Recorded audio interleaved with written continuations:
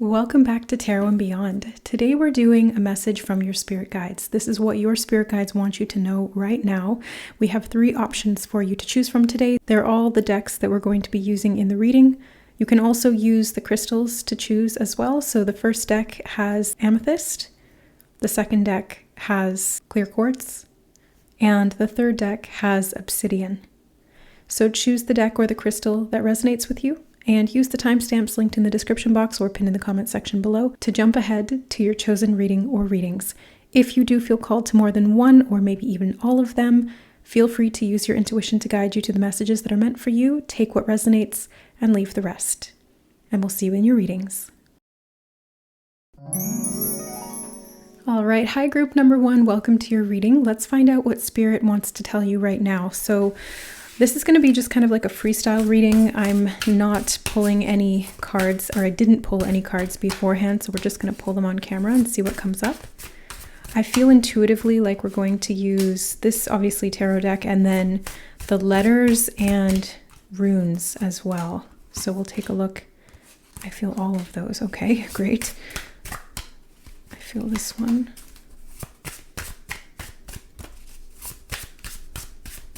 So for group number 1, what is Spirit wanting them to know right now? Nope, not those. Okay, thank you.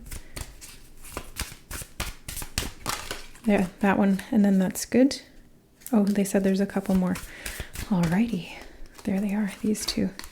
That's good. Okay. All right, so let's find out what Spirit wants you to know right now.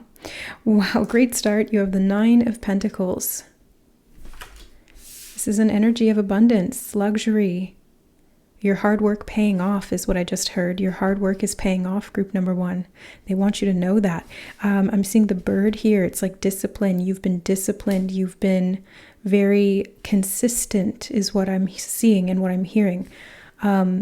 They're telling you to get ready and also to relax and receive so that you can get into your feminine energy, whether you're male or female. The feminine polarity is about receiving and feeling and just being very present in the moment and enjoying the very sensual experiences. It's like in this card, she's in a garden and she's enjoying the fresh air and the flowers and the bird and the sunshine. And that's a very sort of yin moment that she's having there. And that's kind of what they're recommending. You have the 2 of Swords. Okay, I want to see the context of the rest of your cards. You have the Moon. That's funny because in this card, the Moon was really standing out to me. So now I know why. Again, it's very feminine energy. The Moon is yin. Okay. You have the Tower card reversed. I really love this for you, group number 1. I just heard clarity. You're getting clarity on something where there has been illusion, delusion, secrecy, confusion, mystification. I feel like there's going to be clarity. You have the 4 of Cups, where you have felt dissatisfied is the word that they just gave me. Where you have felt dissatisfied, you are going to get satisfaction. That's what they want you to know. You have the 8 of Swords. They're telling me you've been tied up. You've been tied up in your own mind. That's literally what the 8 of Swords is, and that's what they're saying. So yeah, that makes sense. Yeah, they're saying you've been tied up in your own mind. You've been feeling restricted up until this point.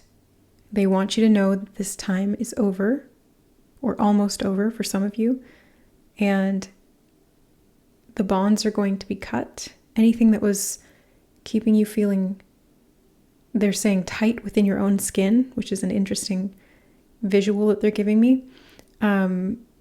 You're going to be breaking free from that. You're going to be expanding in some way. All right. You have the Star card.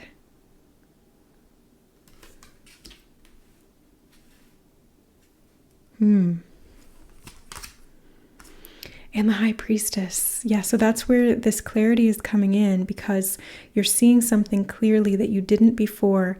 It's like you're finally dredging something up is what they're showing me. It's like anything that was down in the silt and the debris at the bottom of the tank. It's like you're digging down there and bringing it up so you can see it. Yeah, it just feels like there's, clarity. Isn't that what they said? I can't remember now, but it was, I'm feeling like this is clarity that you're getting here. And it could be in regard to your work or money or some kind of a hobby.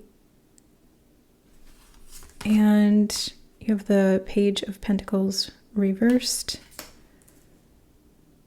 as well as the Two of Wands. All right, so with these 2 twos here, I very much feel as though you're going to have clarity on a direction, is what they're telling me. Yeah, you're going to have clarity on a direction where you didn't before. Sorry guys, I realized that was like real out of frame and crooked. My bad. Better now. So yeah, you're getting clarity on something. There's something that was holding you back that you're breaking free from. You're having the ability to make a decision now because you're able to see something more clearly. And where you were feeling dissatisfied or, a little bit distracted also is what they're showing me. You may have been distracted and not really paying attention to what you were doing or what you were investing in. But they're showing me that you're going to be moving forward really quickly here. So Spirit really wants you to know that this period of indecision is kind of what they're telling me here. This period of indecision is just about over, and you'll know exactly what you need to do. So I'm curious about what that is. Let me see if I can get an answer. They're saying you'll know what to do in regard to progressing in your career, in a hobby, or in the development of a skill that will be lucrative in some way, whether it's joy or money or a sense of purpose or all of the above.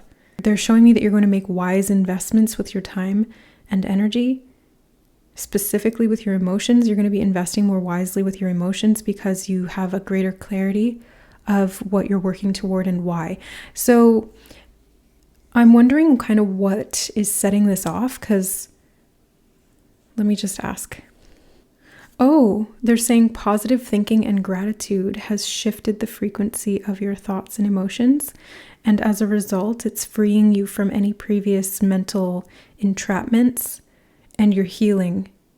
And it's through this healing and trusting your intuition that it's helping you to see things more clearly and break out of this pattern of indecision and distortion and illusion. Because what they're showing me is basically like when you believe the negative thoughts and they start looping back and confirming to you that those thoughts are valid because you're a creator. So what you create, or what you think is what you create. It seemed like reality, but it wasn't. It was an illusion because it wasn't aligned with you, and it was something that you were just inadvertently creating through either distraction or focus being invested in the wrong area.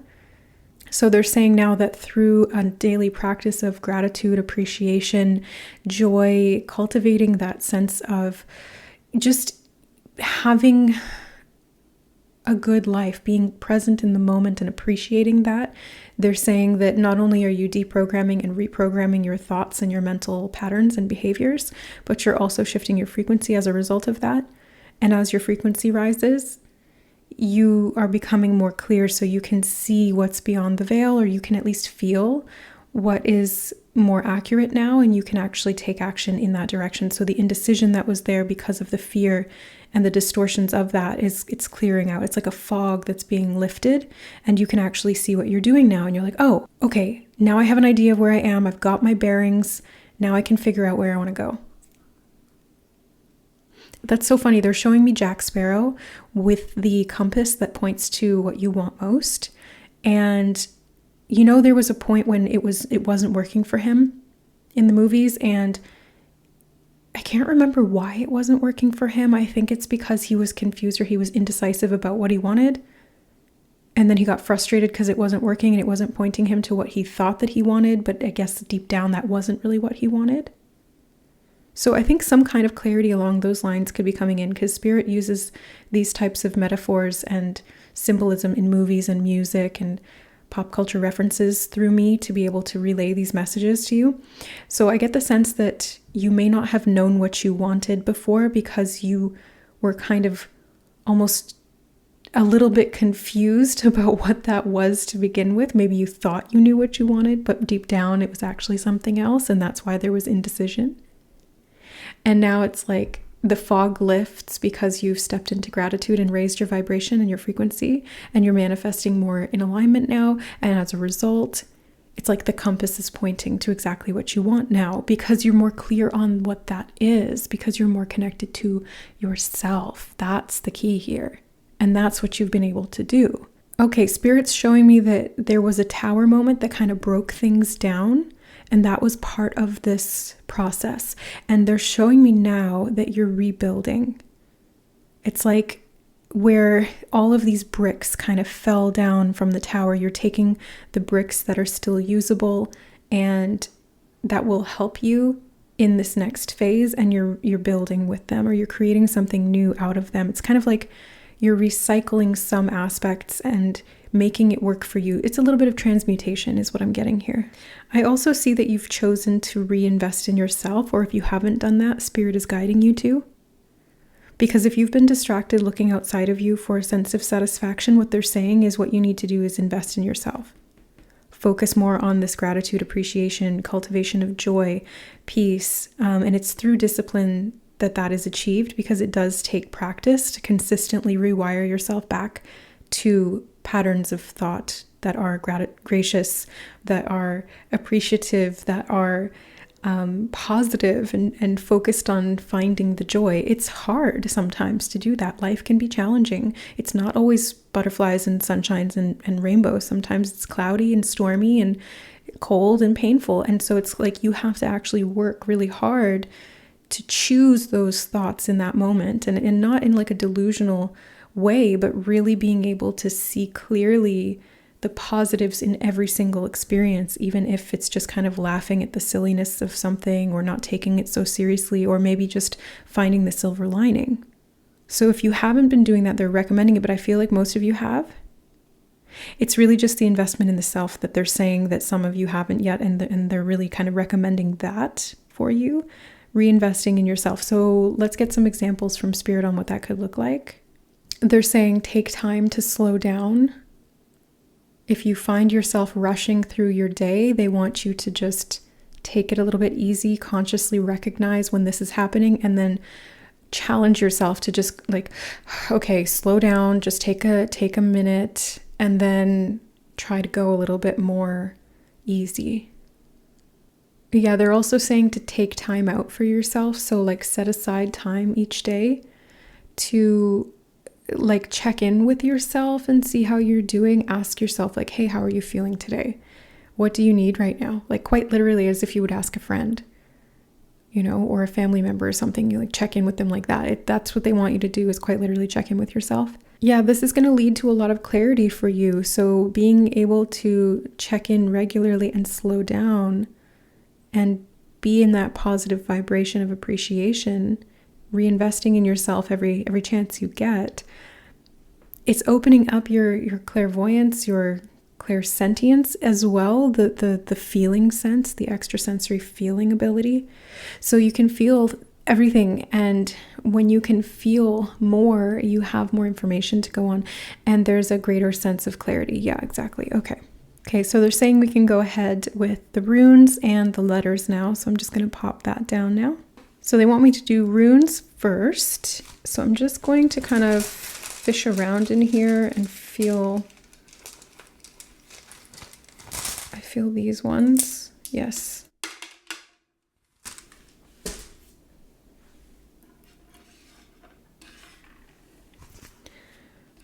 All right, so you have Gibo, which favors connections or freedom from a relationship. It's also about gifts, skills, relationships, fertility, prosperity, and luck. Okay, so yeah, I'm really feeling like the skills, because we had the Eight of Pentacles here, as well as the prosperity, luck, and fertility, which is the Nine of Pentacles there. So that's kind of what I'm seeing. You also have Awaz, transportation, motion, duality, and change. It directs you towards something new. It's kind of like the beginning of a spiritual journey. It feels like a gateway to me, just energetically tuning into this rune. So this is something, yeah, it's like you're setting out on this path. You're finally being able to choose a direction. If you've been at a crossroads, it's like now you're very clear about which direction to go in. You have Sorvalo, success, positive energy, happiness, creativity, and generosity. It's about achieving your goals. Support and protection is coming. So success, positive energy, we were talking about positive energy, focusing on that high vibrational embodiment and reprogramming of the thoughts. That's what's helping you achieve your goals here. Yeah, very much so. And the support you need and the protection is already there, is what Spirit is telling me. It's not coming, it's already there. And it's through your self-discipline that this is being able to come in. And then you have Ansuz. This is leadership, truth, wisdom, and communications. It brings a message of insight, inspiration, and blessings. So again, we have blessings here. This is a lot of very positive energy that you guys are accessing, stepping into, and creating. More than anything, you're creating it. And the truth is really standing out for me. Truth and communications, yeah. So you're being able to communicate with yourself more clearly. Your guides, your spirit team, your spirit guides are being able to communicate to you, and you can feel it and know what you need to do. It's like you can just feel intuitively, this is the right way, this is the wrong way, because the wrong way doesn't feel good, the right way does. You know, and they're showing me, it's so funny because they're showing me in the Beauty and the Beast when there's a fork in the road and Maurice he's like, like it's so clear that one is like the negative path and one is the more easy positive one, because one looks all dark and gloomy and the other one's like light and happy. And Philippe looks at the gloomy one and he's like, hell no. And he's like about to go the other way. And Maurice is like, come on, let's go this way. It's a shortcut. But then it obviously catalyzes the whole purpose of that movie. So he was meant to go down that path. So even though it was the quote unquote wrong path, it was actually the right one. So again, it's kind of like you can feel intuitively. So I'm going to ask Spirit whether you're Maurice or you're Philippe in this in this equation. They're saying the example was based on Philippe, like the horse, being able to clairsentiently feel or see clairvoyantly that one is clearly safe and one is not. And even though there was like greater fated things at work there that led Maurice down the darker path, in this example, it's really just about like the right or wrong path in terms of whether it's aligned with you or not. And in that very simple way, it's tuning into your ability to feel that helps you choose which direction you need to go. And that creates the success. Okay, now let's look at your letters. I'm just going to move those up. All right, so for group number 1, what else do we need to know from you, Spirit? Okay, the first thing that I'm seeing here is the word I. So that's kind of what I was getting. Yeah, your third eye is opening. Your clairvoyance is coming online a lot more. And it's helping you to see more clearly. Look at all the T's we have. 1, 2, 3, 4 T's. So the letter T could be significant. Oh, it looks like a crossroad, doesn't it? There's one path that splits into 2. And you kind of have to choose. Do you go left or do you go right? That's exactly what we were just talking about. And it's like the L is looking like a hard left. Even L is like the letter for left. But yeah, it's like, okay, we're going down this path. And then clearly the left path is the one, you know, like I'm going to go this way. And that's not about like left or right being positive or negative. It's just like which direction feels most aligned for you. I'm seeing the word star as well. So, oh, we did have the star card. No way. I forget sometimes as I do these readings because I'm channeling. We had the star card and you have the star. So you guys are destined to really follow this star. It's like the guiding star that helps to keep you in alignment. And your spirit guides want you to know that you are destined for stardom. I have to say it because that's what they're saying. You're destined for stardom. So those of you who've been drawn to group number 1, you are definitely destined for some kind of stardom, whether it's big or small. It's part of your soul contract is what they're saying. Okay.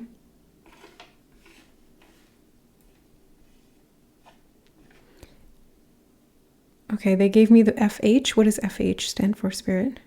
They're giving me I think it's a name, Fahid. I don't know what that means. Okay, they're giving me the word test as well. This has been a test for you. Yeah, you were kind of testing yourself. And you've kind of like passed the test in a sense. And that's why it's kind of like you needed to you not prove, because you don't really need to like prove that you are worthy or anything like that. It's more just like you needed to learn this discipline, and the only way to do that was to really kind of like study for the test and test yourself and try again until you got it right.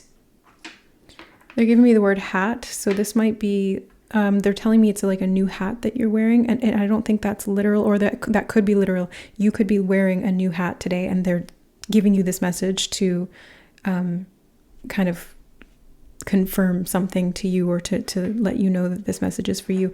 And Fahid, yeah, I don't know if there's somebody here named Fahid. Comment below, let me know, because I don't know why that they're giving me that. But yeah, it could be a name.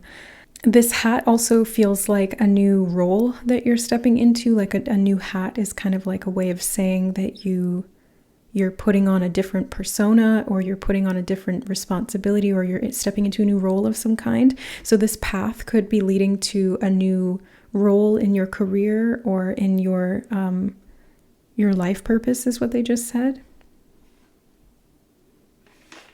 And they're giving me the word stray. I don't even know if that's spelled with an A or an E, but anyway, I think it's A actually, but oh, maybe it's different. It's like stray if it's an animal, and it's stray if it is off your path. Anyway, so which one is it, Spirit? Off the path. Yeah, you were never really off the path. What they're saying is that you gave yourself room to explore, and they're showing me that you kind of like poked around down each path. Like if you were at a crossroads, it's like you kind of went a little bit down that one and a little bit down that one. You were like, let me see which one feels right. And now that you've kind of tested them both out, test, right. Now that you've tested them both out, you're like, now I know which one I want. And they're showing me somebody with 2 drinks in front of them, and they're taking a little sip from this one and a little sip from that one, and then they're kind of comparing and going, which one do I like best? Yeah, this one. I like this one. And then there's like this definitive, choice that's made.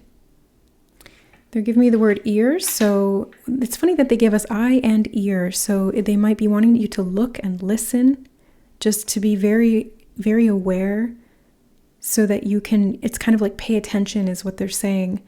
Yeah, because now they're giving me Navi from, from Zelda. Hey, listen. She's a guide for Link in the game Zelda. She basically helps to keep you on track. She reminds you kind of what you're doing and where you're needing to be going, or if there's something in the environment that you need to pay attention to. So that's exactly what spirit guides do, is what they're saying. And they're giving the example of Navi because it's interesting, because her name, even the name Navi, is like the first half of navigation. It like keeps you on track. It's kind of like, Google Maps being like, turn here, redirecting, things like that. But they're showing me that example of Navi is actually pretty close to what spirit guides do.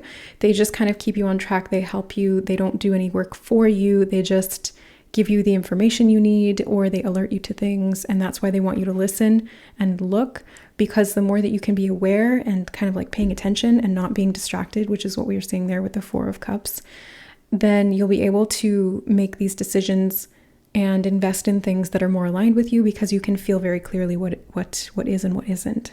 Giving me the word bet. It might be like some kind of a risk. They're telling me you're going to beat the odds. Look at that. You even got the word beat.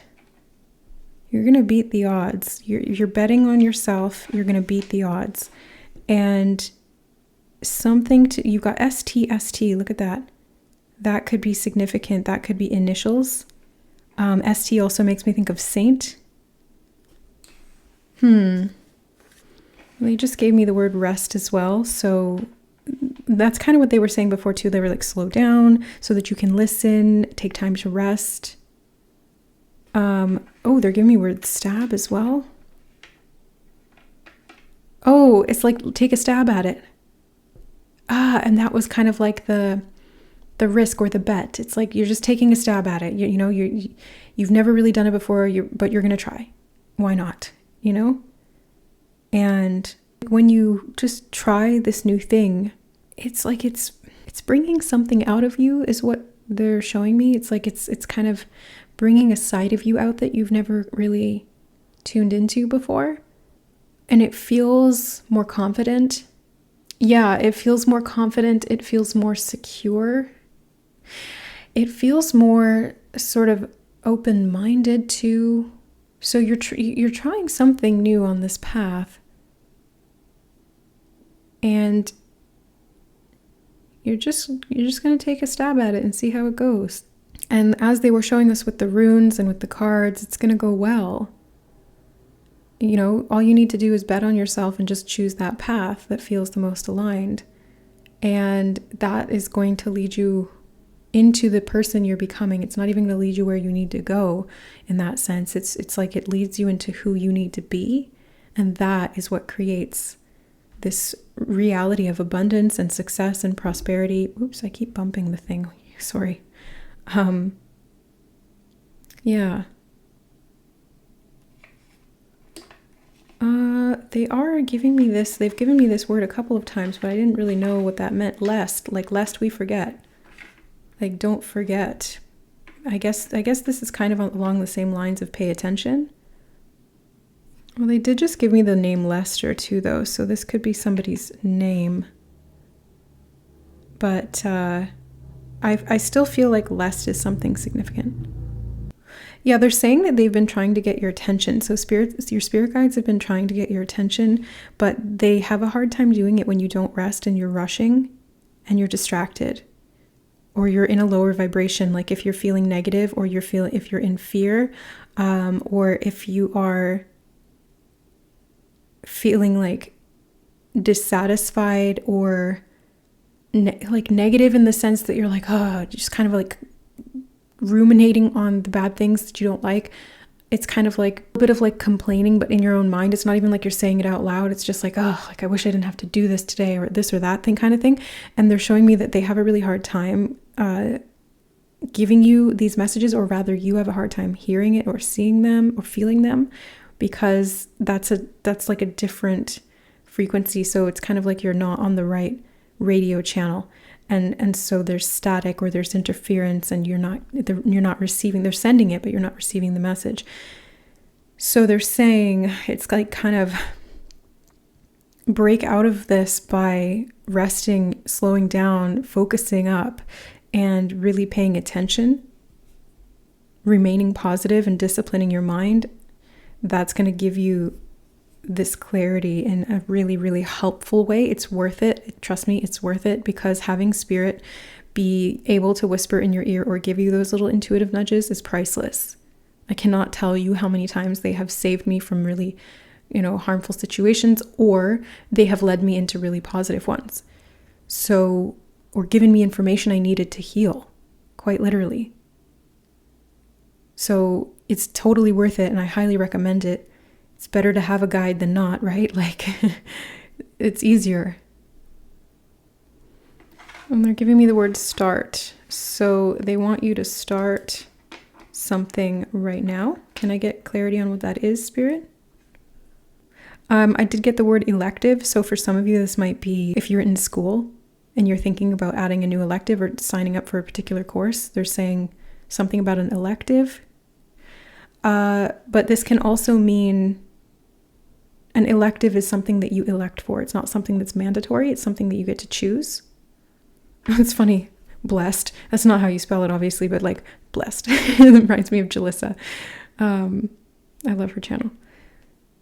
Maybe some of you guys watched Jalissa's tarot readings as well. If that's the case, maybe you watched one recently and this is confirmation for you of something that she said in that reading. I know that I do that. Like, I watch a lot of tarot readings from other readers as well, and I watch mine too. And very often when I'm in alignment, I will get like 3-4 readings back to back from different readers, and they're pick a card readings too, so I'm choosing different readings within them, and they all line up with the same message. Actually, that happened today, so that's why that's coming up. It happened literally today. Oh, they just gave me the name Zahar, Fahid Zahar.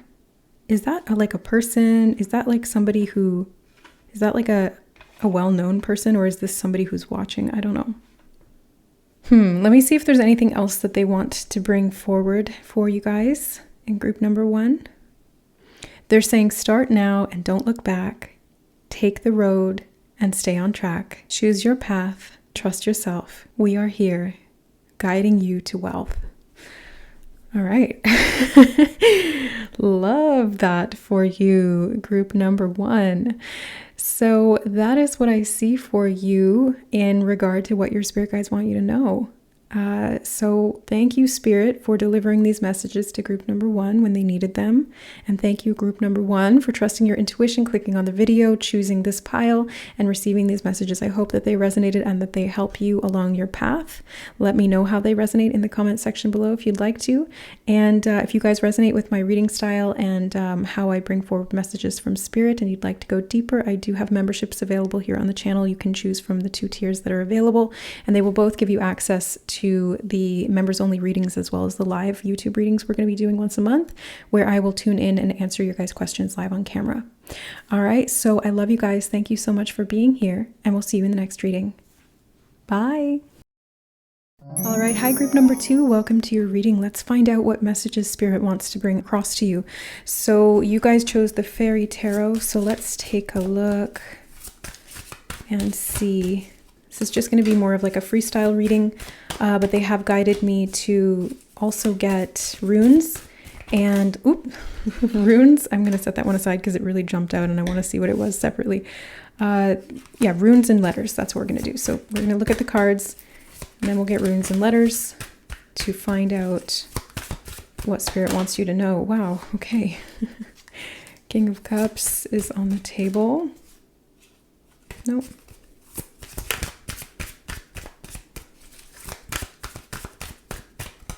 Yeah, just that one and that's it. Okay, thank you. Okay, I want to see this one. I'm curious. Oh, 2 of Cups. Is there romance involved here? Because you also have the Knight of Cups and the Knave of Cups. Look at all these cups. Cups are emotions. So love. I'm feeling love here. Let me move these down a bit. Okay, let's see the rest. You have the Judgment card. This is the most beautiful Judgment card. I mean, just look at that. The lilies, and she's just sitting on the leaf there. I love this deck. It was one of the first decks I ever got. You have the Queen of Pentacles. The Hermit.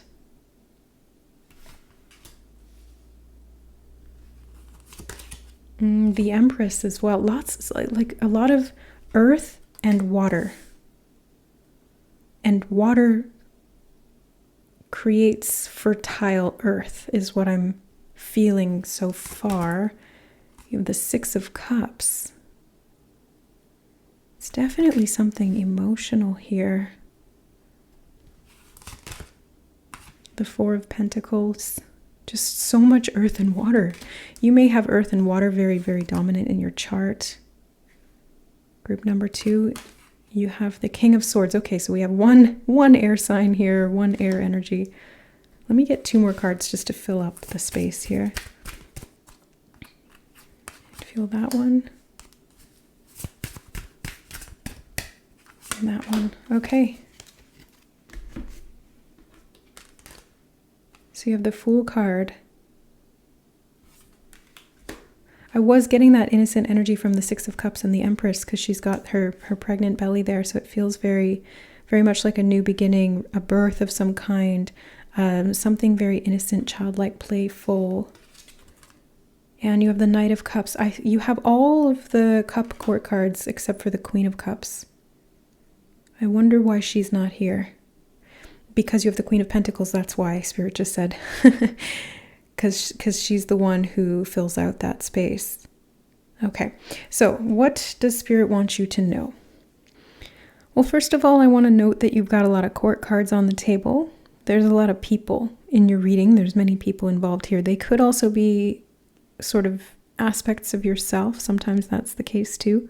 But I'm really feeling like relationships are a big focus of your reading. And it's funny because on this side you have the Two of Cups, which is about relationships, mutual love and reciprocation. And then on this side you have the Hermit, which is about sort of voluntary self-isolation for the purpose of spiritual wisdom or knowledge.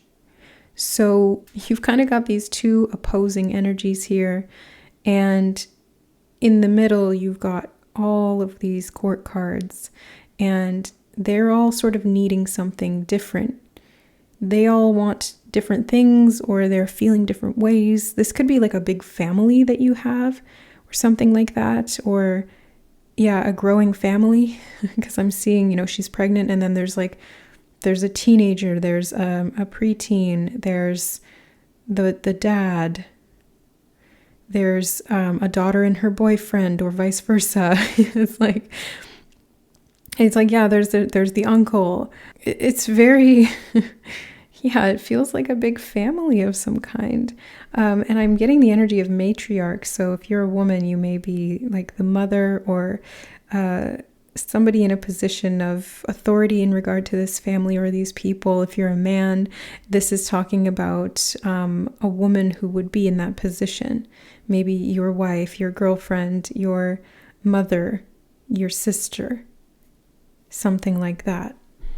Yeah, the mother energy is coming through really strongly in your reading with the Empress here and the Six of Cups. It feels like reconnecting to that childlike innocence, being a little bit more imaginative, or just reminiscing. Yeah, reminiscing. It's like nostalgia. Thinking about maybe if you've got a family that's kind of like all these different ages and you're not pregnant anymore, and you're like, oh, thinking about back when I was pregnant with so-and-so and remember how I felt back then. It's just kind of like, I feel like there's some reminiscing energy here. If you're spending more time alone, this could be why, because it's giving you the time to be able to just tune in and feel into those past experiences or memories of the people that you love. And Spirit's saying this is good. They want you to go through your memory banks, and they're showing me like a Rolodex, or no, it's not like a Rolodex, not the ones that spin like that. It's like the boxes. My mom used to have them, and she kept her recipes in them. So they're like those black boxes with the lid on them, and they had like the cue card type things and dividers in there.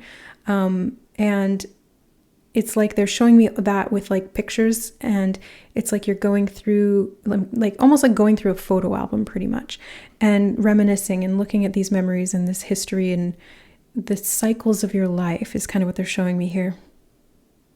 It's like you're kind of calling up everything from the past, and we are, at the time that I'm filming this is a timeless reading, so whenever you happen to click on it, the messages are relevant no matter what transits are going on astrologically. But at the time I'm filming this, we have just entered into Venus retrograde, and I think Mercury's about to go retrograde as well.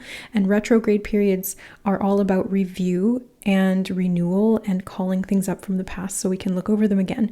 Venus is to do with relationships and love, and Mercury is to do with communication and how we how we connect. So I get this message from Spirit that they want you to look back at these things so that you can reconnect to your own innocence and to the innocence of these family members, or to the parts of yourself that are wanting to kind of be renewed at this time in your life. Because they're showing me that you've been focused a lot on your stability. You've been focused a lot on creating like a stable home or financial security or physical health stability, or you've focused on a lot on nurturing other people. And it's like now all of a sudden there's some time and you can just kind of tune into what you need and feel into the past in this way so that you can really just feel into these different aspects of yourself and different aspects of your loved ones. Very interesting. So what's the purpose of this, Spirit? Why is this important? Sorry, I just had to reposition the camera a little bit. They're saying that it's important because it's what you've built up. It's like you've built some kind of a familial empire is what I'm feeling here, or you're going to. I'm getting mostly past energy, but maybe if you haven't kind of gotten to this stage in your life yet, you could be looking at the past in regard to your own childhood. And that could be something related to what you're building long-term in regard to family in other ways. They're saying if you're a male and you've been drawn to this reading as well, yes, they wanted to talk about the matriarch energy, but in regard to any masculines who are here, or males, because you don't have to be masculine to be a male or male to be a masculine. But if you're a man, they're saying honoring the matriarch. Spirit also just said that they want you to know that you're loved in every iteration of yourself. So I feel like some of these characters here in the reading are aspects of you. And this could be reflected back to you through your relationships with other people. But at the core of it, it's an aspect of you, and they want you to know and honor yourself as well, so that you are really, they're like reintegrating lost parts of yourself through this introspective work where you can reminisce and remember. Oh, okay. They're showing me like different, like let's say for example, that there's different pictures of you from many different ages, and they're all over the table. Let's say that this is a picture of you from one age and this is a picture of you from another age, gender aside. And you're like calling these back to you where they kind of stayed stuck in that time period because you moved on, you grew out of that phase, but maybe didn't really look back or reminisce or integrate that part of the self. You just kind of moved on, and they're like showing you all of these so that you can bring them back into yourself in a way. It's like reminding yourself of who you were then so that you can reintegrate that into who you are now and you become more whole. Oh, okay. And it has something to do with love and romance and family. But the process of this is very internal, subjective, and introspective. So a lot of it needs to be done alone, but it's going to help you to reconnect to people as well.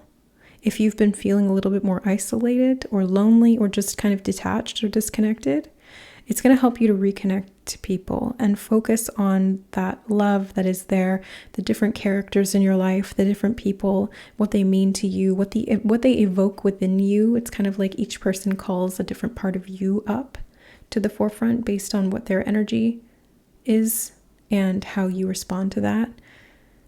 So yeah, it's like deep integration work and self introspection. I feel like in the past, and maybe even right now, you've been very concerned with your nourishment, because they keep showing me all of these cards where she's got her hand on the berries or on the wheat, and it's kind of like this energy of almost like needing to protect what you've created or your resources, and that being kind of the main focus. I'm also seeing the mermaid's tails. They're really drawing my attention to those, and those make me think of like first of all, hybrid beings. And that makes me think of like you being a hybrid in the sense that there's a part of you that's young, a part of you that's old, or a part of you that's present and part of you that's past. And the Judgment card is about like that reintegration and reclamation. The The other thing that I was seeing with the mermaid tails is like it propels you forward. So you may have been very concerned with progress in life to the exclusion of, again, it's like focusing on these past versions of you, integrating those, doing some emotional healing work, regrounding, focusing on your priorities in a different way. Because maybe I think the priorities here were very focused on kind of like self-preservation in regard to your material assets and needs. And what they're saying here is that this focus of this stage, or what Spirit wants you to know that you need to be looking at right now, is calling up these past versions of yourself so that you can reconcile with them, integrate them, and be able to, with that more harmonious internal space, feel a little bit more secure so that you're not constantly kind of grasping or holding on too tightly to your resources. It's like overprotection, kind of, a little bit. And it's a kind of like overcompensation for the fact that the parts of the self that would create that sense of stability internally are kind of scattered. So by gathering them up and putting all the pieces back together and having that sense of wholeness and reintegration, there's less of a need or just like a compulsive feeling of I need to constantly be accumulating more and to feel secure. I have to be really focusing on that. I just need to constantly progress and don't look back, that kind of thing. It's like always going forward, driving forward, progress. But it's like each time you do that without honoring the previous cycle or taking that part of you that you were before with you, it's like there's more disconnection, there's more separation, and that may even be showing up in regard to how you relate to other people. Because the more you disconnect from yourself, the more you're going to experience disconnection in your relationships. And that may be where the loneliness comes in here, or the feeling of isolation that I'm getting from the Hermit. Now, the being isolated can be helpful if it's being used in a way that helps you to do this introspective work. And then when you're done that, or you feel like you've got some semblance of completion with that phase, then you can come out of it and start reconnecting. But if you've been in isolation mode for too long, then it's no longer productive and it's not actually helping you progress. That's what Spirit wants you to know as well. So that's why they've kind of brought this judgment into your life in this way where it's like a call to action in a way where you're being challenged a little bit to look at these things so that you can integrate them and actually experience the progress of the development of yourself in a new way. So you're not just focusing on these external achievements or financial security or stability. You're really focusing on how you feel and what you need internally based on these different parts and aspects of the self. And if you are in a large family like this, this will also help you to engage with each family member in a more balanced and harmonious way, where there's more understanding and compassion because you are connected with these different aspects of yourself that each one of these family members sort of represents or triggers within you. It's like they call that up to the surface because maybe, your 7-year-old activates within you that past 7-year-old that you were. And if you haven't reconciled something that happened when you were 7 from the past, then it's kind of like it triggers it without you realizing it. And then there's this overcompensation or this distraction mechanism that comes in where you're just, okay, like I'm going to focus on the security of the external because I'm not really feeling super secure within. So the energy of matriarch is giving me the impression of like being somebody who can run an empire, being somebody who's in a position of power. And this is kind of what I'm seeing here. It's like being the mother in the sense that it's like an archetypal thing, right? I don't think it's necessarily literal here. It's like being the quote unquote mother in the sense that you bring the whole family together, you gather them at the table. And that's what they're showing me you doing with all of these past versions of yourself.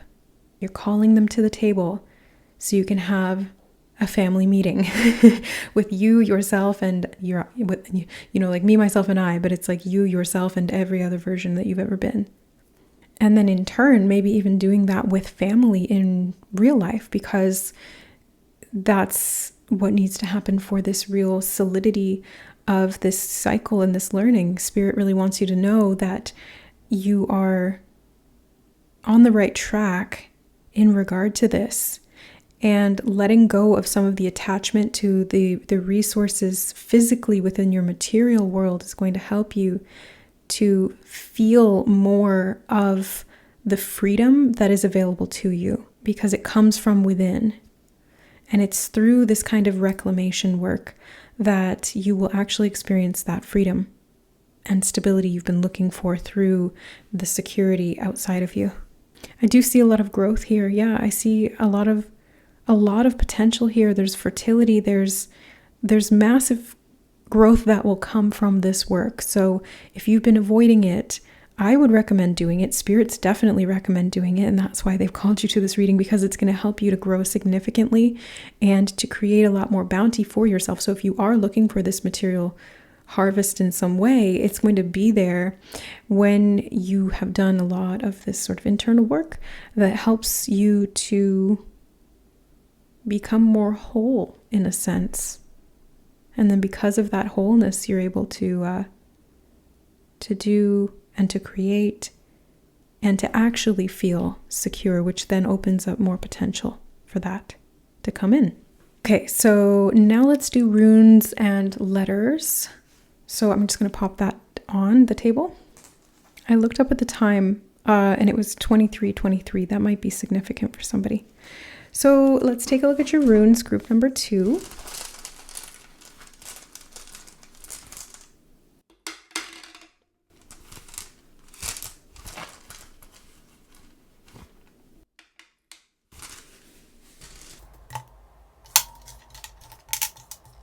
Okay.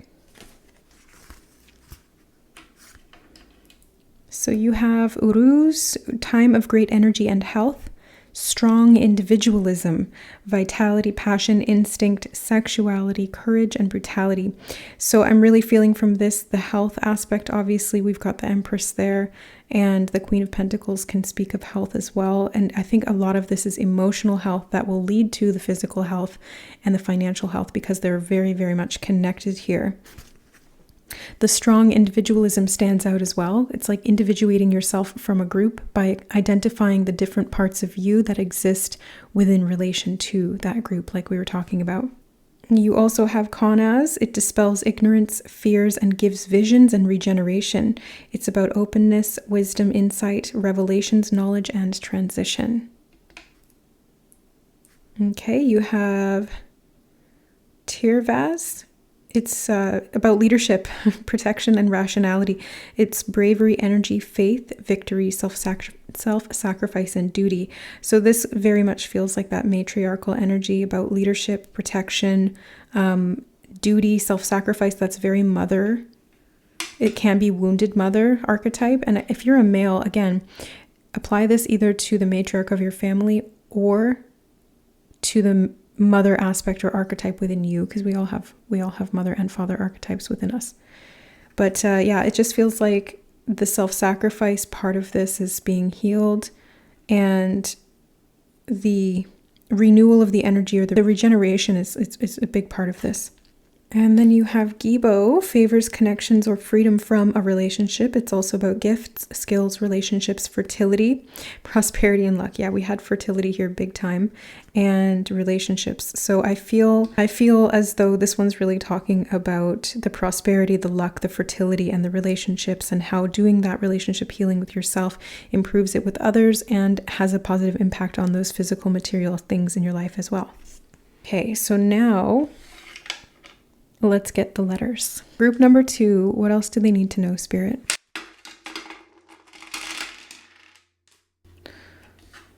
That was loud. I will turn that down so you guys won't hear that. Okay, right away I'm seeing the word pot. And the first thing that came to mind was potato, but then I'm also seeing pot as in like stirring the pot. You may feel as though going into these past things, or maybe even calling up past things within your family or relationships, might be like stirring the pot, but they're saying it needs to be done because otherwise the pot congeals and that's no good. So you need to stir the pot. It's important. That's what keeps everything connected, mixed together. Otherwise it separates and congeals, and then there's disconnection.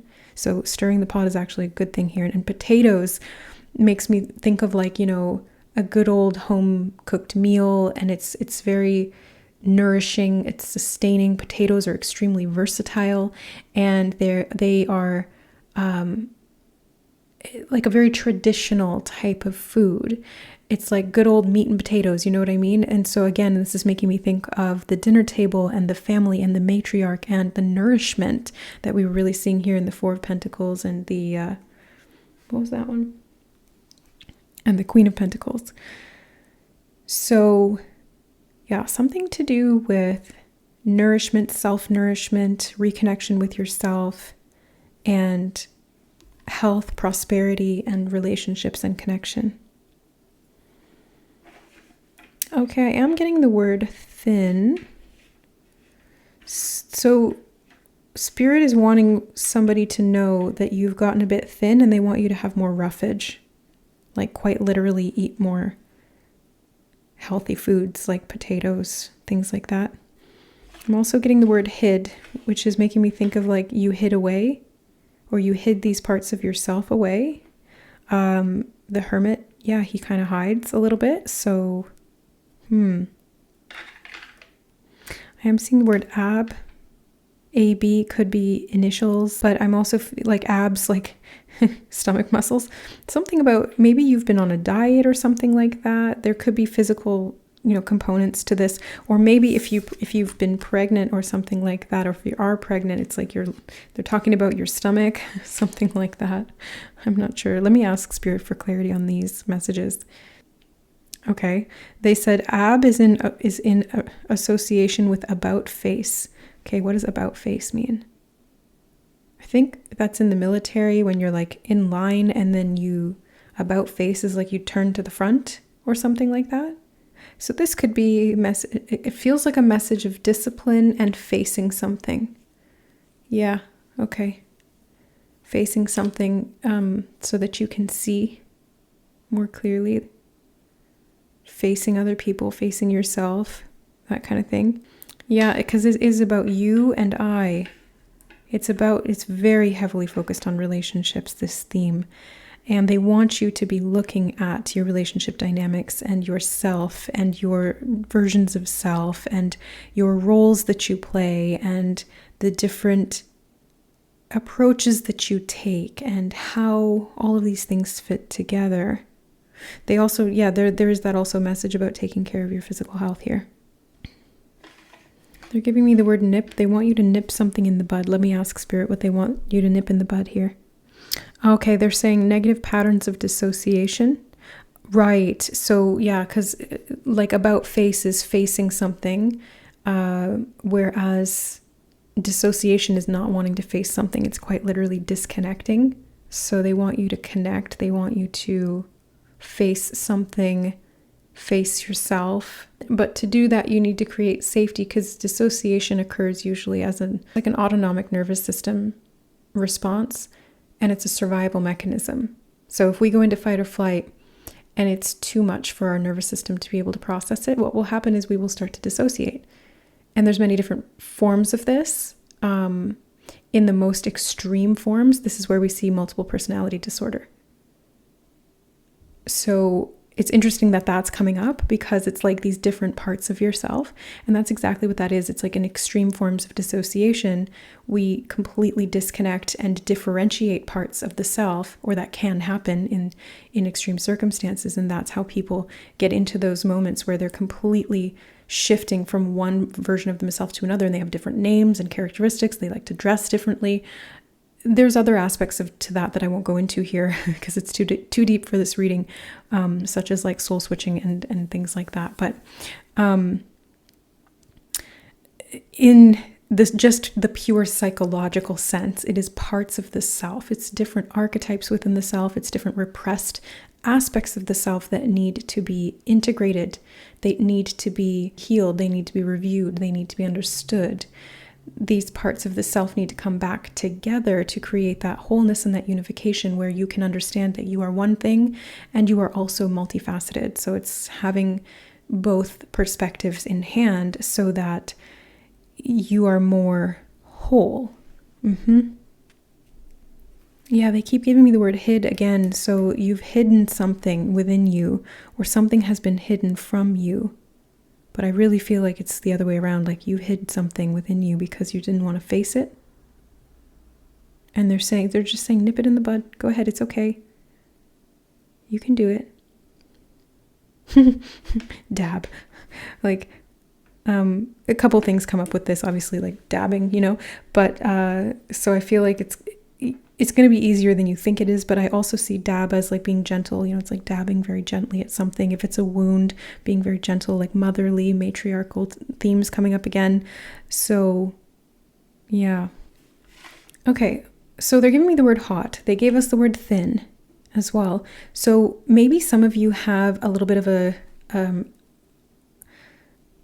self-concept around, I need to be thin to be attractive, to attract a mate or something along those lines, or to be desired, I need to look a certain way. And there's aspects of yourself that maybe don't agree with that. And they're showing me a child, an inner child that's like, no, you can look however you want and be attractive. And so it's kind of like these two parts of the self that don't agree. And they need to harmonize, they need to reintegrate together. Yeah, okay. Yeah, some of you want to be a baddie, like a hot girl. I don't know why this is coming up. This is so random. Oh, it's the archetype of the maiden. Sort of, anyway. It's similar to the maiden, I think. So we've got the maiden archetype, we've got the mother archetype, the matriarch. There's all of these divine feminine archetypes that are here in your reading. So again, whether you're male or female, we all have all of these within us. So it's being able to reconcile these things and understand what they're trying to tell you. And Spirit wants you to explore this on your own. So they're not going to give you all the information in this reading, is what they're saying. But they want you to look into this. They want you to be introspective and to set aside the time to be able to do this, because it's going to help you to understand yourself better and to feel more secure. Yeah, they just keep saying that, like it's going to help to increase your sense of internal security, emotional security, and how that relates to your relationship security and your sense of security in regard to your material assets, because they keep using that word, material assets. Not money, not finances, not whatever else. It's material assets. So I'm going to ask Spirit what they mean by that.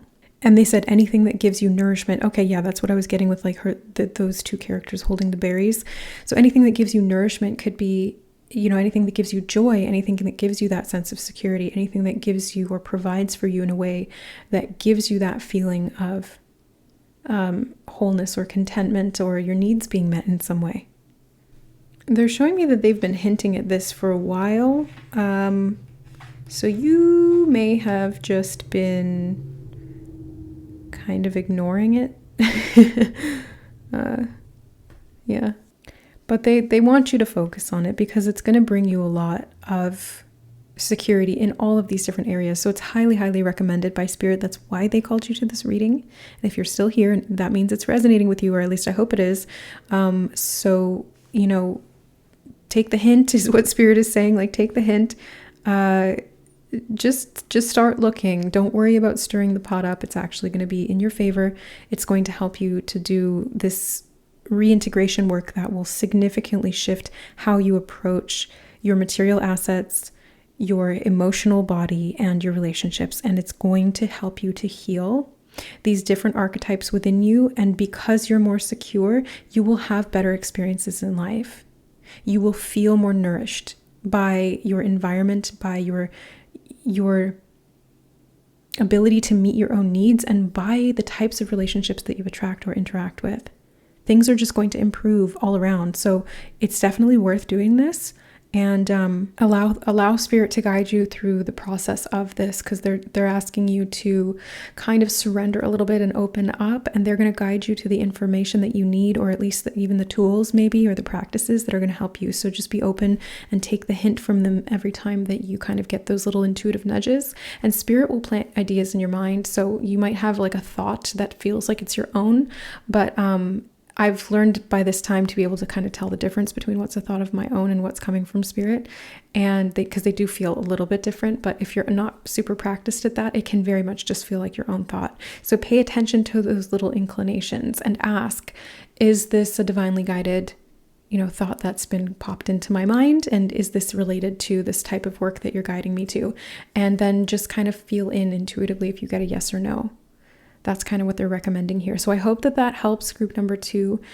This is really what I see for you. There's a lot of reintegration work that's literally on the table here, but it's going to lead to a lot of success and prosperity for you in every different way. So again, very, very much worth doing.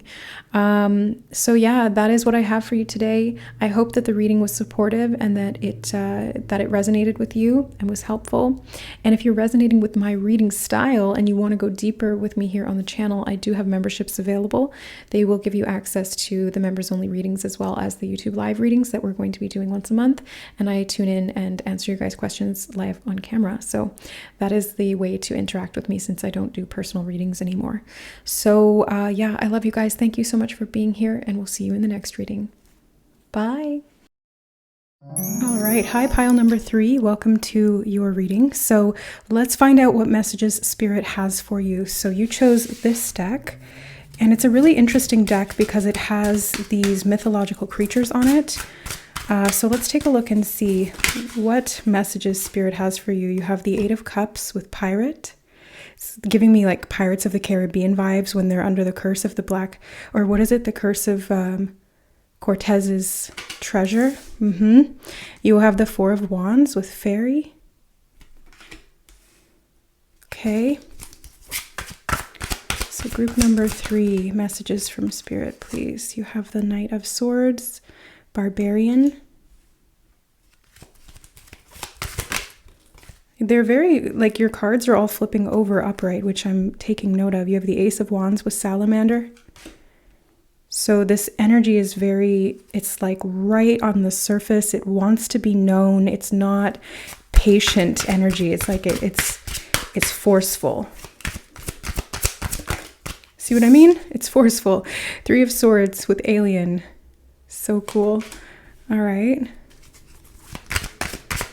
What messages are you wanting to bring through for pile number 3? You have Strength with Manticore. Okay. You've had to have strength definitely with something that challenged you is what I'm seeing here. So yeah, something really challenged you. You have 7 of Wands with Mummy, and you had to stand your ground, or you had to fight for something. Barbarian, yeah, you had to fight for something that you felt like needed to be changed in some way. There we go. I just wanted to adjust your cards so they're straight. So yeah, you were in a situation, what I'm seeing, where you felt like you were abducted or something, like 4 of Cups with the Ghoul. Yeah, like you were being haunted by something, or you were being something against your will is what I'm seeing here. Like it was not your intention to be involved in this situation. It felt like a curse, and you had to fight for your freedom, or you had to fight to resurrect yourself. You had to, and now they're giving me like the curse from the Mummy. So strange, like Anuk-Sun-Amun, and how she 6 of Pentacles with Arachne. It's like you felt caught in some kind of a web. It could have been a third-party situation. Maybe there was like some infidelity within a relationship, or there was something going on where other people were involved, and it caused this situation to devolve in some ways. Kind of what I'm getting here. It devolved, and you felt trapped. And then you felt like you died in a way, and you had to have the strength to rebirth yourself. You had to fight for the right to live almost, because it's like in the 8 of Cups here with the Pirate, it's reminding me of the Curse of the Black Pearl, where they have to actually go out and return all of the coins from Cortez's treasure so that they can free themselves from this immortal living death kind of thing. And it's like they can't taste food, they don't experience pleasure, nothing of the, you know, the positive aspects of life are all kind of stripped away because they're cursed, because they did something that was out of alignment with them. So that's kind of what I'm seeing here. And it's kind of similar with the Mummy, where Anuk-Sun-Amun, she's like married to the Pharaoh, and she cheats on him with, I can't remember his name, like the main guy, the Mummy, like the actual Mummy. And the Pharaoh, and all of the people like curse them so that they'll never be able to come back. Or if they do, they're dead. It's like this dead energy. So it feels kind of like similar to some kind of being like trapped in depression almost, or being trapped in your own mind, maybe with anxiety. Things like that can make you feel like you're not really living your life. I know, because I've been there.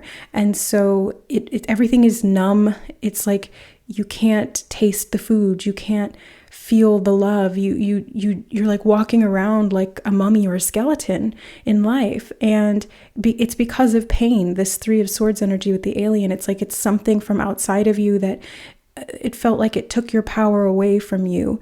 And that strength was kind of stripped, and you had to choose to fight for your right to live.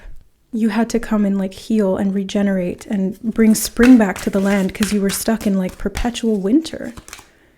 You have the Five of Wands with Chimera. It's kind of like you had to like put yourself back together is what I'm seeing here. You had to put yourself back together, and Spirit is acknowledging that. They want you to know that you've been strong. The Ace of Pentacles. You have the Ace of Pentacles and the Ace of Wands. So you've given yourself the opportunity here, and the universe has kind of matched you in terms of energy in giving you this opportunity to free yourself from these previous curses, if we want to call them that. And all that curses are, you guys, it's not like something that can have power over you in this way. It just seems like that. Basically what curses are, or anything that we did that's out of alignment, it's basically like karma, negative karma, that's just cause and effect. And if there is a curse involved, it's really just that we've made some kind of a choice that was out of alignment in some way, shape, or form, whether it was victimizing others or being victimized and going into that victimhood and getting stuck there, or whether it was just doing something that was out of integrity in some way. And that doesn't mean cheating, lying, or stealing. It can just be like you did something that was not for your highest good, for you. And so as a result, you felt trapped and you felt stuck in this perpetual state of kind of being like in the in-between. But you're being brought back to life. The Mandragora in Harry Potter is used to bring back the petrified people to life after they've been frozen or they've been petrified by the basilisk. So it's like you are being given the elixir, you are manifesting the freedom to reanimate yourself, is what they just said. You're reanimating yourself after a period of feeling completely disconnected and alien in your own life. Like you're on a foreign planet and you're disconnected from the world around you because you were in this state of pain. The Three of Swords is like heartbreak, pain, and grief, which is what I'm picking up on here with like this energy of depression or anxiety or fear or something like that. But it's like your barbarian spirit rose up within you and you were like, I can't stand this anymore. I can't live like this. I can't keep being stuck in this way. And something ignited within you, the fire, the passion ignited within you. And you're like, I'm going to put myself back together. And even if it's not perfect, I'm going to try and I'm going to fight for my life. I'm really getting that fight for your life type of energy here. You have a 10 of Wands in reverse with dragon. So yeah, you've had to face the dragon within you. You had to kind of face your demons, so to speak. But guess what? The dragon guards the treasure. So when you face that dragon, when you go up against your fears, you really get the treasure on the other side of that. You get the actual treasure, not that false treasure that kept you trapped. You get the actual treasure, which is the strength within you to be able to create your reality in a way that's much more aligned. And it does feel like a victory here. It feels like there's this new regeneration and growth. You're bringing life back to the land, back to your heart, back to your life. And as a result, you are freeing yourself in a really big way. That's what I'm seeing here. Okay, so Spirit really wants to talk about kind of what caused this. So let me just tune in and ask. They're saying that there was a painful moment that led to more painful moments. There was a resistance to acquiring that which would serve you in reconciling these differences. There was aggression toward those who sought to oppress you. But in that way, it resulted in your disempowerment. As you sought to fight back against that which you saw oppressed you, you entrenched yourself further and deeper into the oppression. For it was not the other that oppressed you. It was you who oppressed yourself. The other was simply there to reflect that back to you so you could see and become aware of this pattern. The catalyst for freedom was acquired through this realization and through the actions taken subsequently that resulted in the different approach to pain, disempowerment, and oppression. Through the liberation of yourself, through the freedom that you sought and found, the true strength was revealed. The inner core wound was catalyzed and alchemized into gold, and this treasure allowed you to pay the toll and free yourself from this previous curse. Wow. Okay, that was pretty clear. Thank you, Spirit. So you alchemized this, you catalyzed your own freedom here. You paid the toll, and it's funny because when they were channeling that through me, they were showing me like the river Styx, which is the underworld or Hades realm, and it's like you pay the toll. You pay the coins to the river, the ferryman, and he takes you across into the afterlife. And it's funny because there's a lot of energy of death here.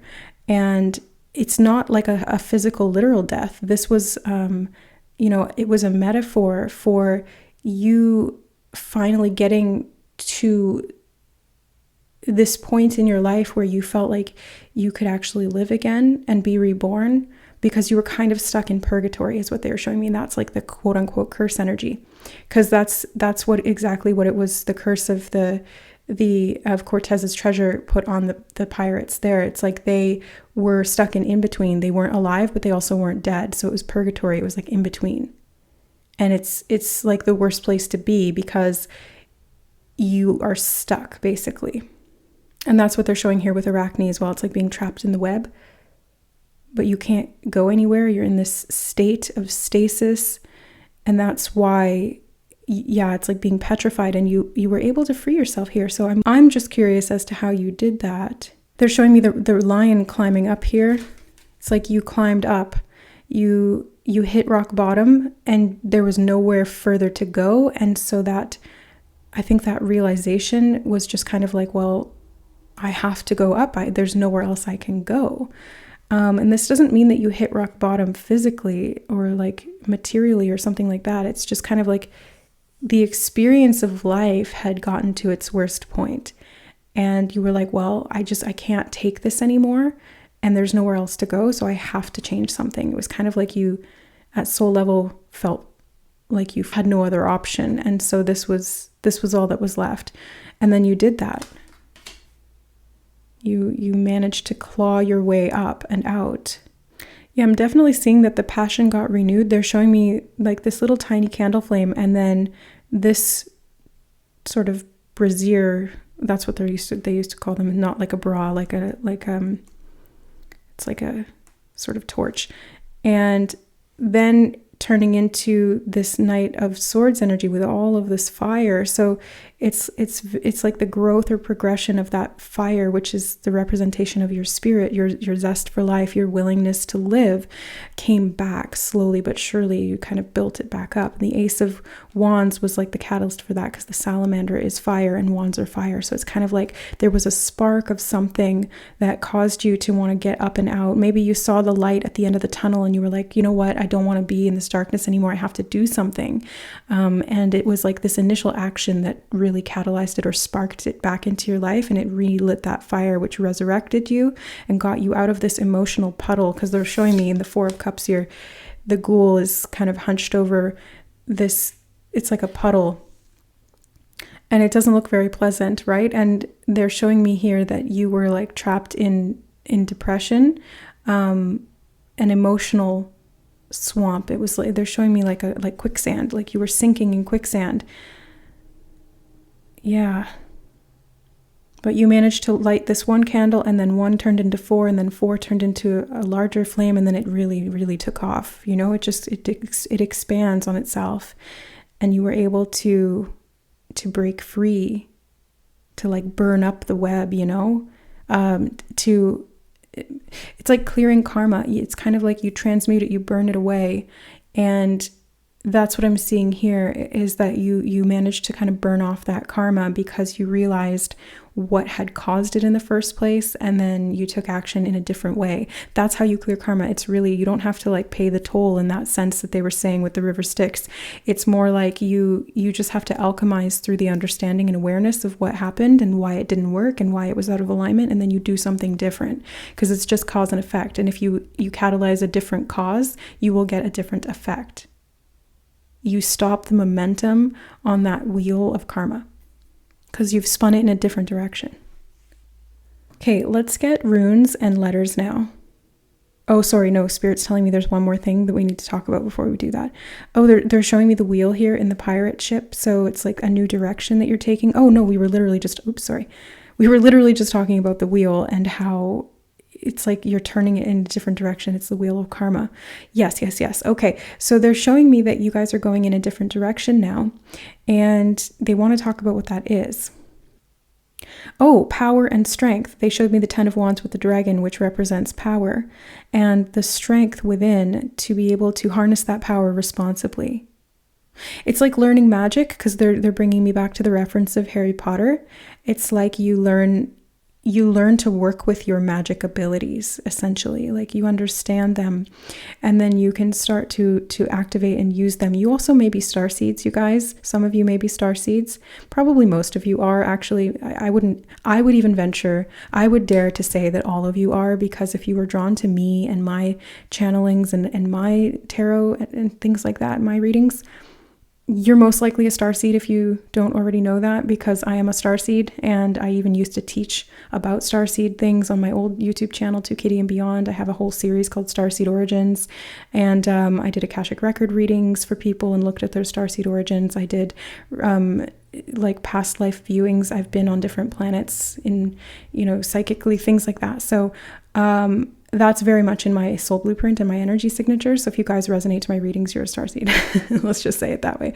There may be power and strength within your DNA that you're reactivating, because the dragon also makes me think of two things, actually. The dragon lines on Earth, which are like ley lines of the planet.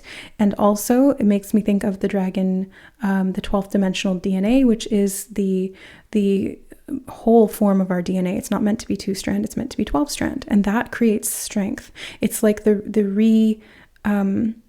reanimation is what they're saying to me. Yeah, reanimation of your whole self. It's like the purest form of yourself.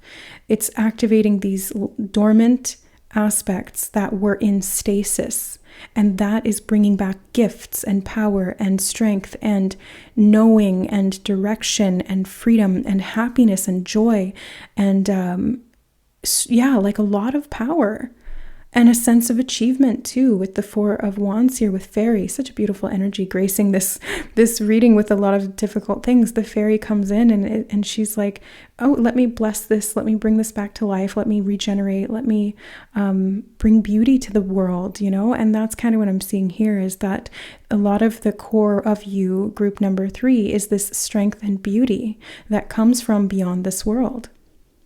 And Spirit wanted to talk about that. That's why they were like, no, you have more stuff to talk about, then you can get them. And now they're giving me the go ahead on runes. Okay, so now it's time. So let me pop that down. Okay, so for group number 3, what messages do they need from the runes here, Spirit?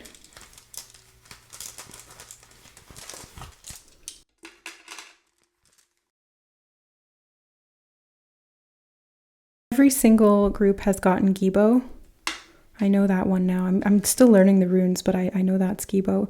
I think this one's Fehu and Ansuz, and then I can't remember what this one's called. So I'm going to look at the notes on these, but yeah. Okay, so you have Konaz, dispels ignorance, fears, and gives vision and regeneration. Yeah, we were just talking about regeneration all the way through. I can feel that. So it's openness, wisdom, insight, revelations, knowledge, and transition, which is good because it's that openness and wisdom that, that revelation that really brought you the freedom to be able to transition because you were stuck. That's what I'm seeing there. You were very stuck for a long time. Now you do have Fehu. That's what I thought. Yeah. So this gives power over one's environment. It's about wealth, property, opulence, and it also can be the opposite of that, which is cowardice or slavery. So again, it's like oppression, slavery. You were a slave to something and you finally freed yourself from it. You gave yourself the power back to be able to be free. Yeah, to be free and to have the power and the strength over your environment so you weren't trapped anymore. And then Ansu's brings a message of insight, inspiration, and blessings. It is leadership, truth, wisdom, and communications. So a lot to do with truth here, wisdom, knowledge, insight. Interesting that it's also referring to leadership. I feel like that's part of the strength and power that you're here to embody. Blessings are a big part of that too. And then Gibo, yeah. So Gibo favors connections or freedom from a relationship, gifts, skills, relationships, fertility, prosperity, and luck. So you have a lot to do with prosperity, luck, and blessings. And the freedom from a relationship, this could have been a person who made you feel this way because the Three of Swords can be about love. The third party situation that I was referring to, especially since we had that Anux and a Moon reference come up, I think that may have had something to do with it. So, getting trapped in a bad relationship where somebody was not loyal to you or you were not loyal to them, losing yourself and through the like sacrifice of your integrity to be in that relationship in some way. And they were talking about power over your environment. So it's like kind of either breaking up with that person, divorcing, going your separate ways, being estranged. Just basically taking your power back or setting boundaries could be as well, because Seven of Wands technically can be about boundaries too. Setting those boundaries and saying, I'm not going to allow this anymore. Whether that's through walking away or just communicating better and having that person respect you finally after a period of time that they didn't. But I see with the Eight of Cups, it is about walking away. So it does feel like you probably packed your bags and you got up and out of there, which liberated you and broke this curse, or it freed you from this karma. And Spirit's wanting to talk about this because it was a major plot point in your soul's development, and they want you to understand why that happened, because it does feel like this is past energy. It could be recent past, but it feels further back, so maybe a couple of years ago or something like that. And they want you to know that this was part of your soul's trajectory in stepping into your power. It's kind of like you had to dip all the way down to come all the way back up, because there was this catalyst at the bottom of that well, at the rock bottom, that was going to help you to launch higher. And I've seen this before. So if we were looking at that pool of water, it's kind of like you sink all the way down to the bottom of the pool, and then you have something to push up off of, and you get to the bottom and you plant your feet and you launch yourself back up and you go really fast and you're able to ascend, basically. So that's kind of what they're showing us here, is that this was all divinely guided. There was karmic aspects to it from, other influences, but mostly from the choices that were made by you, because you're in control of your karma, and it's through your free will that you express and create that.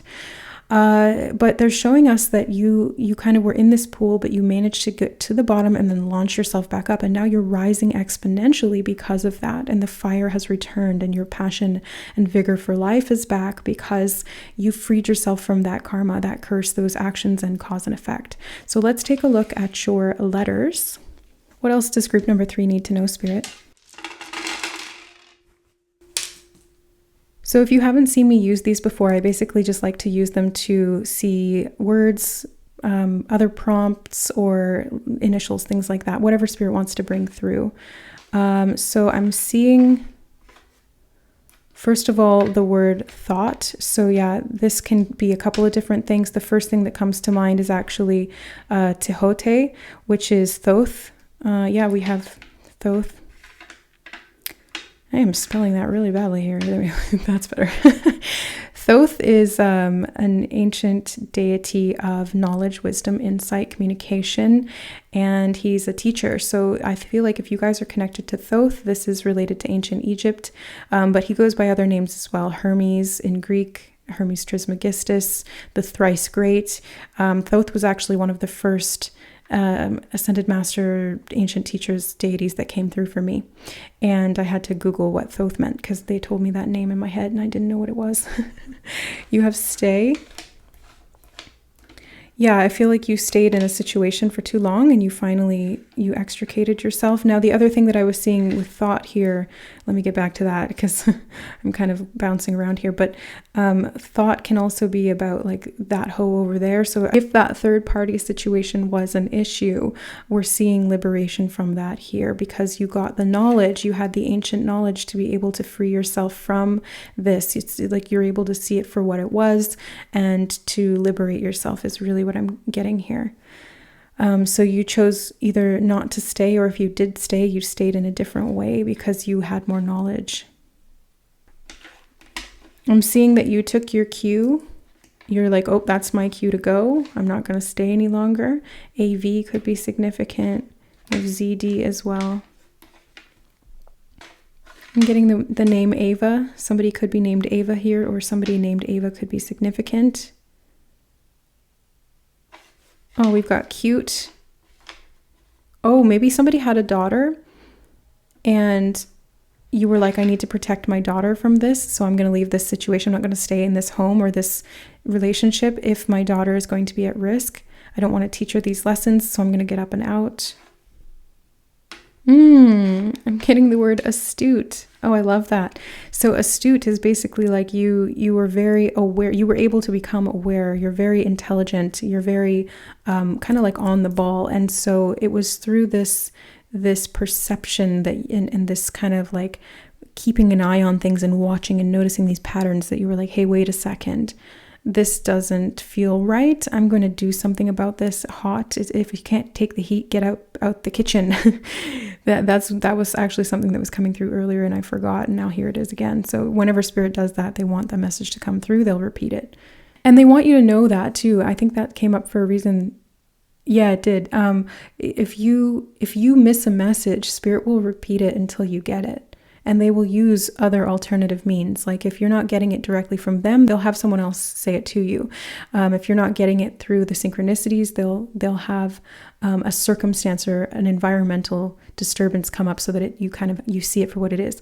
They will rearrange things in different ways until you get it, and they'll repeat it because sometimes you do get it and you ignore it, or you rationalize it, or you kind of deceive yourself about it because maybe there's changes you don't want to make, or it's uncomfortable, or there's practical matters that need to be dealt with to be able to heed that guidance.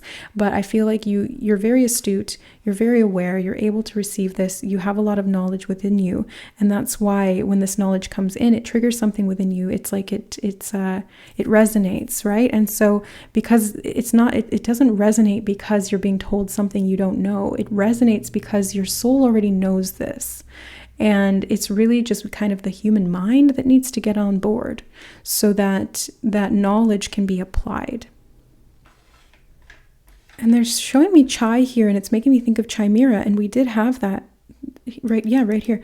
So you guys might feel like you are a mix of different things. The chimera is kind of like a hybrid. You may even have hybrid DNA, since we were talking about star seeds.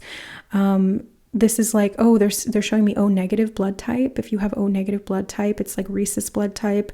I think this is connected to a hybrid race of physical human beings. So you can be a star seed without having that, because it's the soul level designation. It's like the soul blueprint, not the physical DNA necessarily. But some star seeds chose to incarnate into the rhesus bloodline, which is, it is a hybrid race. It's half human, half alien. Ooh, wow. Oh, so this is part of, okay. So this is part of, there is like a DNA level sort of curse connected to that, because they tried to oppress your power. That's why these themes of oppression have come up in this way. And when I say they, I mean the draconians. This is the dragon race. Dragons are not all bad. The dragons in the 12th dimensional realm, they are amazingly powerful, supportive, healing creatures. Beings, I should say. They're not creatures, they're beings, because they don't really have physicality. But the draconians are the race of beings that sought to oppress humanity and many other races as well. There was wars all through the galaxy. If you guys are familiar with the...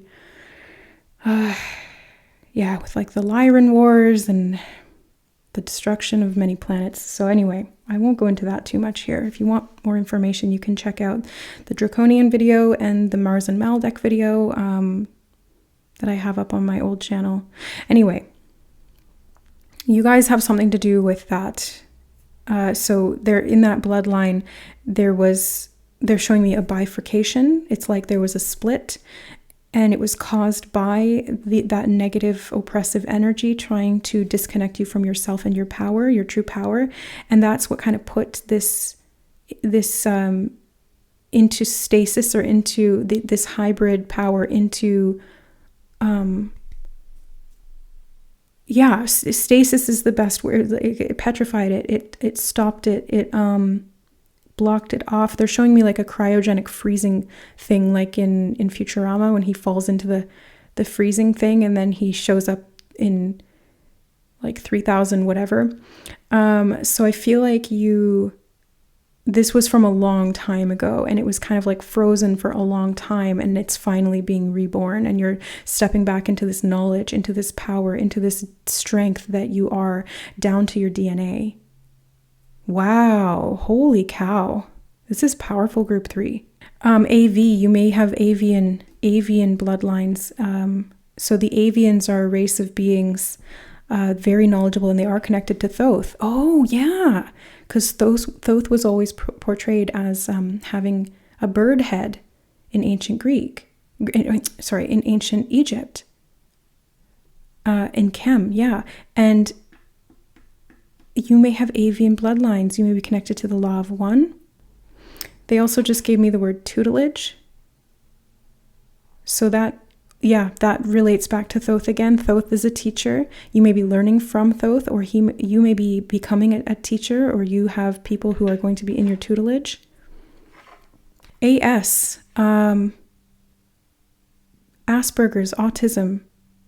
That can be something related to the DNA as well. That could have been because of the bifurcation, and it created psychological and physiological issues where the full power and strength and knowledge and magic of the DNA wasn't fully being able to be accessed, and it was kind of coming through in a distorted way. That's not saying that all people who have this, that's the case, but that they're showing me that those symptoms were so similar that it could have been classified as Asperger's or autism or even ADHD to some degree, because it looked similar, but that's not technically what it was. It was a bifurcation of the DNA. Holy crap. ZD, they're giving me Zed Dead. I think that's like a band or something. And they also gave me Zendaya. She may be one of these. I don't know. Like she's a hybrid of some kind. She's a starseed. Yeah, she's a starseed for sure. Zendaya is a starseed. Okay, that's good to know. You may resonate with her. Maybe that's why they're bringing this up. Maybe you like watching movies that she's in and stuff like that, and they're kind of showing you that, yeah, it's because there's resonance there. You kind of know each other at soul level in that way, because it's similarity. It's like a much larger sort of familial line, because everybody who has that DNA is in some way connected. Yeah, they are giving me the word Astoria. This also makes me think of Astro. So yeah, definitely coming from the stars. But Astoria, I'm not sure what Astoria means. I don't know if that's like a place or... Actually, let me just ask Spirit. Sometimes I just kind of start riffing and I start going off of my own intuition, and I forget to consult with Spirit because they can give me very clear answers. So I just need to fall back on them as a resource more often, I think. Okay, so Spirit, what is Astoria? They're showing me something to do with ancient Greece, because they're showing me something that looks like the Parthenon. I don't think that's actually what it is, but I'm seeing those white pillars, and there's something about knowledge here. It looks like a library. And, you know, it sort of kind of looks like the Akashic record. It could be a place in the etheric realm as well. This is getting really like high level stuff. So yeah, this is very like high level spiritual knowledge that we're talking about here, both in this reading, but also as in direct relation to Astoria. I think it feels like it's a place, but not necessarily a physical place. It's a metaphysical place. And this is where all of the knowledge is held, but it's different than the Akashic record, because I know what the Akashic record looks like. And because I did Akashic readings for years, this is different than that. It's a different place. It's similar, but the Akashic record is like the library of everything, whereas Astoria is a very specific library that holds ancient knowledge about specific. Yeah, it's like specific to this galaxy, I think. No, not just this galaxy. Oh, it's specific to the bloodline. That's what it is. It's like a family Akashic record in that sense, where it's just specific to that bloodline, that race of beings. Oh, okay. And you can access it. Group 3, that's what they're saying. If you were drawn to this reading, there's a reason. It's because you can access this, because you're part of that bloodline. You have permission because you are part of that group. Yeah, it's like it's stored within your DNA. And it's through the awareness of it that this comes back to life. And it's through knowledge, because they're showing me now from the mummy how they resurrect. Oh my God, I can't remember his name. I cannot remember the mummy's name for whatever reason. Put it in the comments below because it's going to bug me, but I just don't feel like getting up and getting my laptop. So anyway, the way that they resurrected him was actually accidentally by reading that Book of the Dead. And what they're showing me here is like the Book of the Dead. It's kind of like this book of knowledge or this sacred wisdom that's stored in the halls of Astoria. And I just got big shivers when I said that. It's like you can unlock that. You have the key that opens the book that gets you into the library, that gets you the book, that opens the book, you can find this knowledge. And you're very astute. Like you just need to be able to find this, because it's not like a physical place you can go to. It's within your consciousness. It's within your DNA. It's within your soul. So it's kind of like you have to find a way to discover it or bring it out more. Let me ask how to do that. Yeah, that's classic spirit. They're like, don't pressure or push and it will arise on its own. So it's kind of like you just need to step back and let it come up and just watch. It's like being very just detached and observant is what they're showing me. And that is how that energy comes out. That is how that energy actually starts to rise. And then you can start to read it and interpret it. It's basically like a form of channeling, but you're channeling from within your own DNA instead of channeling from a spirit guide or God or angels or even your higher self. It's like it's coming from within your DNA. It's like much deeper and like it's like down below, but in a good way. Wow. They are giving me theta, which is Greek. I'm half Greek, but theta waves. Oh, theta brain waves. Yes, this is the channeling state. You can access theta by doing deep meditation.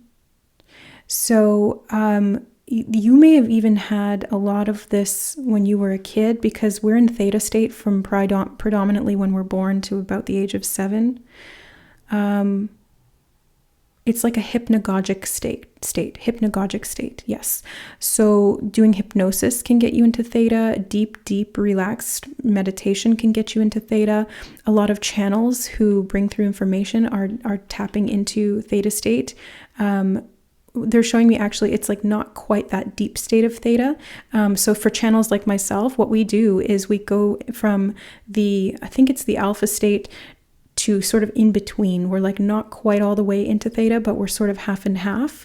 So we're a little bit conscious so we can interpret the messages, but we're also deep enough, or we're open to that realm of consciousness where we're bringing through that information. That's why when we channel, we forget things very, very quickly, because we're in that sort of dream state, or half in that dream state.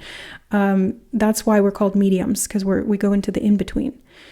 And theta is the state of consciousness that you'll be able to access this storehouse of wisdom and knowledge within. Okay, so they want you to practice self-hypnosis is what they're saying here, or deep, deep meditation. Guided meditation, yes, but they just want you to practice deep, deep meditation of some kind. Like really go, like dive, and they're showing diving deep, but instead of diving deep in the pools that you drowned in before, or felt like you were drowning in or trapped in, instead this time, it's like you've managed to get to that rock bottom, and it was like it was an access point of some kind. And you can actually go back down there but not get bogged down, and instead you're like fishing for knowledge and then shooting back up again. Wow. It's like the deepest depths of the psyche is what they're saying. It's in the subconscious mind, and it's like you have to dive down deep into there to be able to retrieve this information. And they say that the waters that the mystic swims in are the same waters that the average person drowns in. That's why this is not for everyone. This can be dangerous for people who don't have this level of internal knowledge or strength, and it can cause psychosis and depression. That's why this is not a message for everyone. So if this message doesn't feel like it resonates with you, then it's not for you, and please don't take it, because that can be dangerous. But if you know that this message is for you, and you won't doubt that, you will just know it, you feel it, you've already gotten the clues, you're very astute, you've already seen this playing out. It's like shot for shot, they're saying, I'm calling it shot for shot. If that's the case, this is for you, and you are meant to be able to do this, which means that you will not drown in those waters. You will actually flourish and thrive, because you'll be accessing information through deep diving that will really serve you. And I'm just freaking so shivery right now. It's not cold in here. It's just because this is profound information, and it stimulates my entire being. It sends ripples through my nervous system and expands, and my body reacts in response to that because I'm clairsentient. So you guys are deep divers, and you're meant to retrieve the sacred storehouse of information that has been frozen in time for thousands of years, is what they're saying. You are the chosen ones, group number 3. You are here to hold, you are like the storage bank of ancient knowledge. And the power that lies within you is the power to break curses. It is the power to liberate and to free from the oppressors. It is the power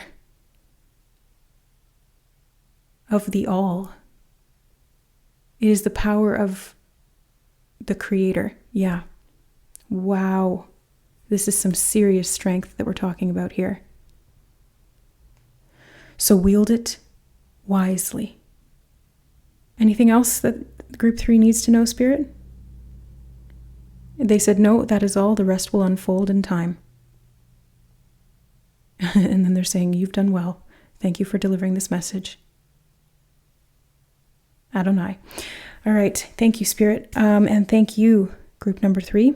All right, guys. That is the message that I have for you today. Yeah, take it only if it resonates, please. All right. I love you guys. Thank you so much for being here. If you resonate with my readings and you want to dive even deeper, we do have memberships available on the channel now. So there's 2 tiers you can choose from. They'll both give you access to the members only readings that are available already on the channel, and there's lots more to come. They will also give you access to the live YouTube readings that I'll be doing once a month to connect to you guys live on camera and answer your questions and connect psychically. And if you don't see the join button next to the subscribe button, that means you're on an iOS device, an iPhone or an iPad, and it doesn't show up there. So you will have to go through either a web page or a desktop to be able to join the memberships on the channel. Okay, just so you're aware. Thank you so much for being here, guys. I love you, and we'll see you in the next reading. Bye.